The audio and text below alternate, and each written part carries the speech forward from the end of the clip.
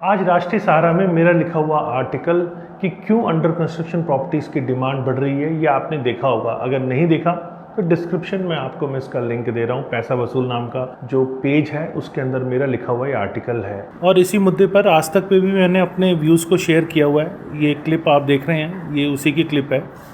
और राष्ट्रीय सहारा और आज तक दोनों इस पर मेरे अपने व्यूज़ दोनों पर आए हुए हैं। आज मैं आपके पास ये पूरा आर्टिकल लेकर आया हूँ कि आखिर क्यों अंडर कंस्ट्रक्शन प्रॉपर्टीज़ की डिमांड गुड़गांव एनसीआर में बढ़ रही है और खासकर द्वारका एक्सप्रेसवे के ऊपर भी क्यों अंडर कंस्ट्रक्शन प्रॉपर्टी की डिमांड बढ़ रही है। नो बकवास, डायरेक्ट काम की बात। चलिए शुरू करते हैं। नमस्कार, मैं हूं Pradeep Mishra. The property Mishra show में आपका स्वागत है। यहां हम आपको प्रॉपर्टी और प्रॉपर्टी मार्केट की हकीकत बताते हैं। नो बकवास, डायरेक्ट काम की बात। चलिए शुरू करते हैं।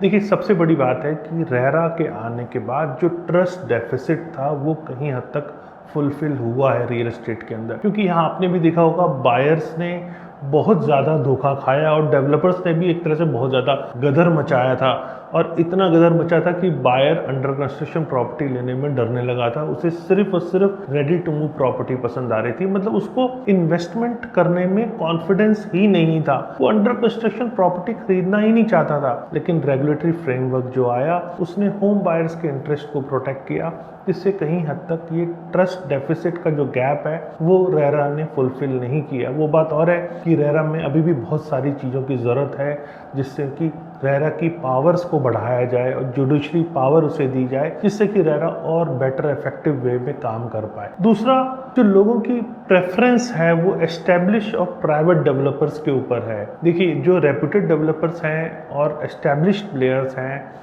वहाँ इन्वेस्टर्स प्रॉपर्टी परचेज करते हैं और वो हमेशा ट्रैक को देखते हैं। अगर डेवलपर का ट्रैक अच्छा है, उसने प्रॉपर डिलीवरी की है, प्रॉपर्टी के प्राइसेस रिजनेबल है, जहां पर उन्हें फाइनेंशियल फ्यूचर में बेनिफिट दिख रहा है, तब जाके जो इन्वेस्टर्स हैं या एंड यूजर्स हैं जो 3-4 साल का वेट कर सकते हैं, वो उस टाइप की प्रॉपर्टी में अच्छे रेप्यूटेड डेवलपर की प्रॉपर्टी को बाई कर रहे हैं। फिर इसके अंदर अंडर कंस्ट्रक्शन प्रॉपर्टी की बात करें तो यहाँ पर एक हाई एप्रिसिएशन पोटेंशियल भी नज़र आता है। अंडर कंस्ट्रक्शन प्रॉपर्टी ज़्यादातर शुरू में इन्वेस्टर्स बाय करते हैं, क्योंकि एंड यूजर्स प्रेफर करते हैं कि नियर कंप्लीशन या रेडी टू मूव स्टेज की प्रॉपर्टी को बाय करें। तो इन्वेस्टर जब इनिशियल स्टेज पे लगाता है थोड़ा सा रिस्क भी लेता है, लेकिन वो अच्छे रेप्यूटेड डेवलपर पे देख के लगाता है तो उसे फ्यूचर में अच्छा कैपिटल एप्रिसिएशन भी मिलता है। इसीलिए भी लोग अंडर कंस्ट्रक्शन प्रॉपर्टी में लगा रहे हैं आजकल। फिर पेमेंट की फ्लेक्सिबिलिटी होती है, इकट्ठे सारी पेमेंट करने की ज़रूरत नहीं पड़ती है। धीरे धीरे इंस्टॉलमेंट्स में payment plan developer offer available करता है। मतलब पेमेंट प्लान थोड़ा सा फ्लेक्सिबल होता है। आजकल मार्केट में 10-90 के प्लान चल रहे हैं या 30-40 के प्लान चल रहे हैं, 30 के प्लान चल रहे हैं। तो इस टाइप के कई फ्लेक्सिबल पेमेंट प्लान लेकर आता है डेवलपर, तो बायर्स का कंफर्ट बन जाता है कि वो उस स्ट्रक्चर्ड पेमेंट प्लान के अंदर आए। मतलब ज़्यादातर उसके अंदर इन्वेस्टर्स आते हैं शुरू के अंदर, तो उस स्ट्रक्चर्ड पेमेंट प्लान के अंदर इन्वेस्टर अपने फाइनेंशियल प्लान को एक अलाइनमेंट करता है और फिर कंस्ट्रक्शन प्रोग्रेस के हिसाब से उस प्रोजेक्ट के अंदर पेमेंट करता है। फ्यूचर में उसको एप्रिसिएशन भी मिलता है, जैसे मैंने बताया कि उसके अंदर एप्रिसिएशन का पोटेंशियल भी होता है, तो पेमेंट प्लान भी उसके अंदर एक बहुत इंपॉर्टेंट रोल प्ले करता है। फिर चूंकि रेडी टू मूव अपार्टमेंट की सप्लाई इस टाइम कम हो गई है, कोविड के आने के बाद सबसे पहले जो तेजी आई वो डिमांड के तौर के ऊपर रेडी टू मूव अपार्टमेंट आए।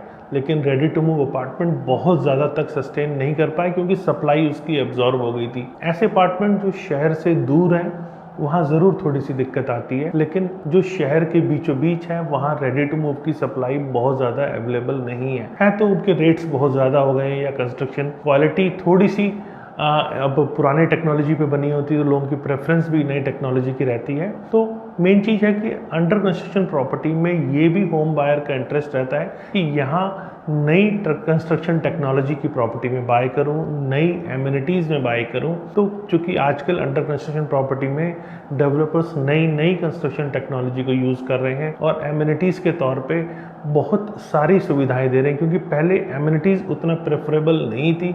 लोग छोटे अपार्टमेंट पसंद करते थे, लेकिन ट्रेंड चेंज हुआ। अब लोग लग्जरी और ऐसे अपार्टमेंट पसंद कर रहे हैं जो फुल ऑफ एमिनिटीज़ हों। तो लोगों की प्रेफरेंस चेंज हुई है।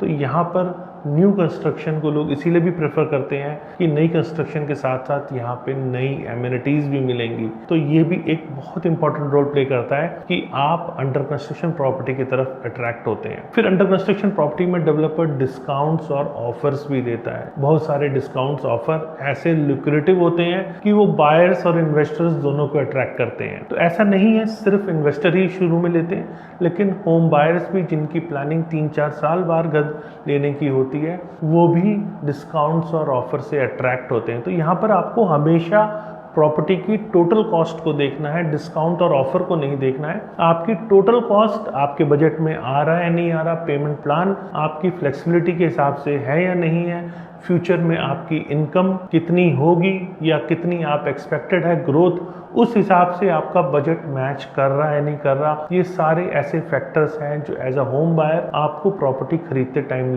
देखने हैं। तो यहाँ पर अंडर कंस्ट्रक्शन की प्रॉपर्टी में बहुत सारी ऐसी लुक्रेटिव चीज हैं। जैसे मैंने आपको बताया, ट्रस्ट डेफिसिट जो गैप है वो रेरा ने फुलफिल किया। लोग रेपुटेड डेवलपर की तरफ इस टाइम अट्रैक्ट हुए, उनको हायर पोटेंशियल नजर आया, एप्रिसिएशन का, पेमेंट फ्लेक्सिबिलिटी मिली, रेडी टू मूव की सप्लाई कम हुई, मॉडर्न एमिनिटीज जो है वो नई कंस्ट्रक्शन में मिली, डिस्काउंट एंड ऑफर्स मिले। तो ऐसी बहुत सारी चीजें हैं जो होम बायर को अट्रैक्ट करती है या इन्वेस्टर्स को अट्रैक्ट करती है अंडर कंस्ट्रक्शन प्रॉपर्टी लेने के लिए। इसी कारण से अंडर कंस्ट्रक्शन प्रॉपर्टी की डिमांड पिछले 2-2.5 सालों में बहुत अच्छी खासी देखने को मिली है। तो अंडर कंस्ट्रक्शन प्रॉपर्टी अभी भी फायदे का सौदा है अगर आप प्रोजेक्ट देख कर सोच समझ के ले रहे हैं, क्योंकि इन्वेस्टमेंट करने से पहले बहुत सारे फैक्टर्स को कंसीडर करना पड़ता है। अगर आपने वो सारे पॉइंट्स कंसीडर किए हैं तो अंडर कंस्ट्रक्शन प्रॉपर्टी भी आपके लिए एक अच्छा फायदे का सौदा।